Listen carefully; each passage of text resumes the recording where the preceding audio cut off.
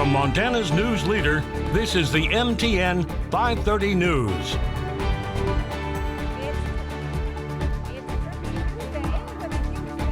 Our community for driving up, logging on, and donating to support those less fortunate this holiday season. And Montana Governor Steve Bullock issues another round of COVID-19 restrictions, including more masks, less customers, and all bars, restaurants, and breweries must be shut down by 10 p.m. everywhere across the state. Good evening, everyone. Thanks for joining us tonight. I'm Jeanelle Slade. Well, Governor Bullock says our healthcare workers are exhausted and our medical supplies are reaching that point. Governor Bullock announces 3 new rules that take effect this Friday. First, the governor has expanded the mask mandate to include all counties statewide, regardless of the number of active cases. He also ordered bars, restaurants, breweries, distilleries, and casinos to limit capacity to 50%, and all businesses must close by 10 p.m. Eating and drinking establishments must limit group sizes to 6 or less, with a mandatory 6-foot physical distance between groups. Bullock also ordered all public gatherings limited to 25 or fewer people and asked that private gatherings limit to 15 or fewer. He said news of 2 possible vaccines are promising, but mass distribution remains a long way off, and rising virus cases are exhausting healthcare workers and supplies. We're all sick of this virus. We all have to collectively recognize that this virus won't stop spreading through our communities at any time soon unless we take active steps to stop its spread. The responsibility for doing that rests with each and every one of us. Bullock also announced Montana would use CARES Act money to provide an additional $200 a week in supplemental unemployment assistance, and that the state is working to bring in at least 100 additional healthcare workers to assist hospitals and healthcare facilities across Montana. Well, Billings Mayor Bill Cole also spoke up at last night's city council meeting, urging Yellowstone County residents to work together this holiday season, even calling on the community to cancel or delay celebrations and social functions as much as possible. The bottom line is that our situation in Yellowstone County has never been as dire as it is today. 3 weeks ago, Dr. Deborah Birx, the White House Coronavirus Task Force Coordinator, told me and other local officials that she was afraid that if 330 million Americans gather in groups of 10 on Thanksgiving Day, the result may be 33 million super spreader events. Let's work together so that Dr. Birx's prediction does not come to fruition, especially in Yellowstone County. When the numbers go down, then we will truly have reason to give thanks. Montana counties report 14 more COVID-19 related deaths today. Here in this region, 2 of those victims are in Yellowstone County and 1 in each Rosebud, Carbon, and Webo counties. MTN reports the total deaths across Montana has now reached 567, and there are nearly 18,000 confirmed active cases tonight. Well, as COVID cases and deaths surge, one of the largest and most continuous public gatherings in the state is approaching the date for its biennial meeting. The Montana legislature. Well, how will the 2021 legislature operate starting in January with a pandemic raging? As MTN chief political reporter Mike Dennison tells us, the details are far from settled. In normal times, the Montana legislature means hundreds of legislators, other elected officials, lobbyists, staffers, and the public all crammed into the Capitol for 4 months. This year, no. Our legislative session for 2021 cannot look the same. It cannot look the same. Neiman, the county public health director in Helena, says it's a super spreader event waiting to happen and is urging lawmakers to find ways to limit the number of people in the Capitol while still conducting their business. But the county doesn't have jurisdiction over the legislature or maybe the Capitol, so it's up to legislative leaders and incoming Governor Greg Gianforte to decide what to do. Gianforte's transition team says he wants to ensure the health of lawmakers, staff, and others at the session, but didn't provide any details on what that means. Incoming Senate President Mark Blaisdell, a Republican from Kalispell, says most GOP lawmakers intend to be at the session in person, but that accommodations will be made for legislators who don't, such as remote voting. Obviously, we're going to have to respect each and every person because some are going to have more concerns than others. And just like you see in Montana, we have we have a very diverse feeling on the whole COVID issue. Yet even something as simple as wearing a mask is a point of contention. I think that mask wearing is going to be essential, and I hope that we can follow the science on that. I know there's members on my side of the caucus that will not wear a mask, as well as on the other side, there's some that are adamant that everybody does wear them. So that's a real challenge. The public is required to wear masks in the Capitol, but legislators apparently are exempt if they choose. But what about the public's access during the session? Blaisdell and Abbott say it's vital to maintain that access, and legislative staff is investigating ways that can happen online or in limited numbers or in larger rooms in other state buildings outside the Capitol.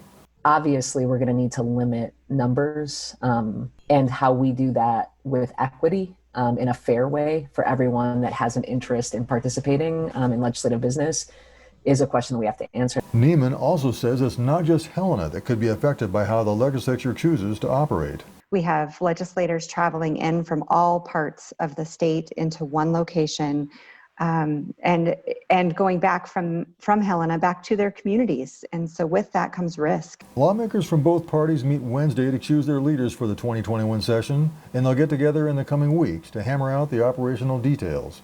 Blaisdell says it likely will come down to how each legislator chooses to do his or her job. Each member is signed up to represent, and I think it's important that they get to represent in the way and the fashion that they believe they can do the best job for their constituent. One Republican lawmaker told me it's inevitable that people will become infected with COVID-19 at the session. But as one Democratic lawmaker said, we dedicate our lives to this work. No one should have to give their life for it too. At the Capitol, Mike Dennison, MTN News. At this point, the session is scheduled to convene in Helena on January 4th. Now, before the governor's orders go into effect on Friday, Montana legislators are scheduled to meet at the Capitol starting tomorrow to choose their leaders for the 2021 session. But the chief public health officer in Helena recommends that lawmakers not come to Helena and instead attend the meetings remotely via the internet. Now, Drenda Niemer made the recommendation Monday in a letter to all state legislators. Democratic leaders expect most of their caucus will follow Neiman's recommendation. Republican House Majority Leader Brad Cheetah of Missoula told MTN News today he plans to attend in person and that his caucus is leaving it up to individual legislators to decide. Now, the meetings will be streamed live on the internet and lawmakers can take part and vote remotely. Well, we now know the name and fate of a woman who crashed her truck on South Billings Boulevard Saturday night. Yellowstone County Assistant Coroner Rich Hoffman says 32-year-old Cindy Wheeler of Sheridan, Wyoming, died from injuries she sustained in that crash. Police tried to pull over the Ford pickup after Wheeler ran a red light.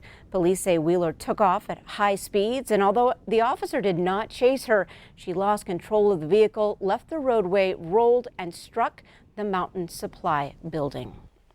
Well, we actually do have some good news to report tonight. It's been a busy day at the Q2 studios, and tonight our parking lot is filled with a bunch of toys and turkeys. And with COVID precautions in place, less than 30 minutes to go, Q2's Russ Riesinger is standing by live to tell us all about it. Russ.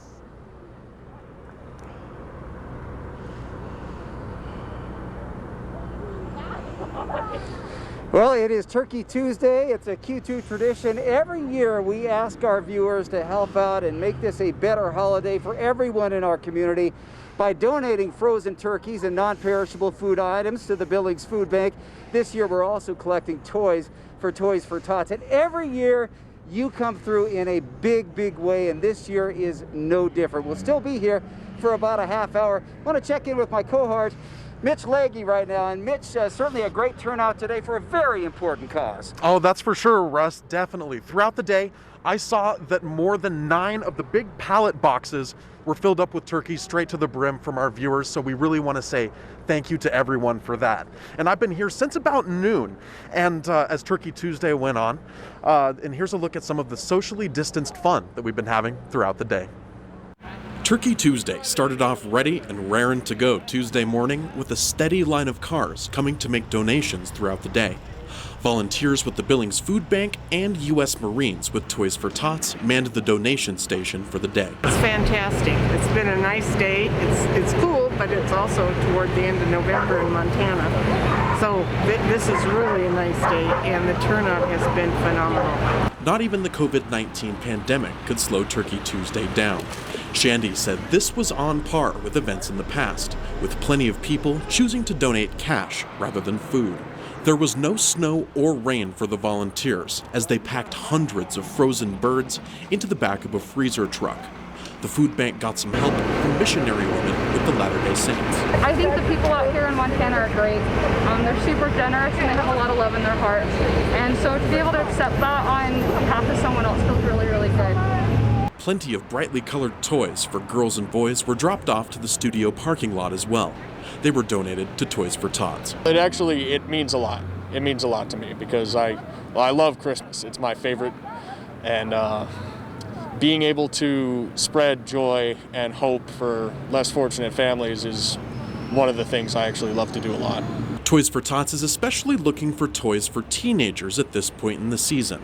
Things like makeup for girls, Bluetooth speakers, headphones, or other technology can make a good gift for a teenager.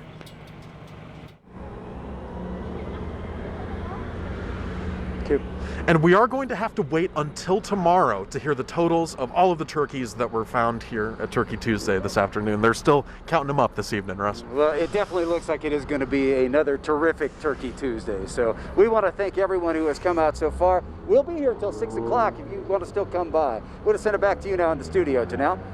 All right, Q2's Russ Riesinger and Mitch Laggy, thank you. And a huge thanks to all of our volunteers out there today and an amazing community for all of your support.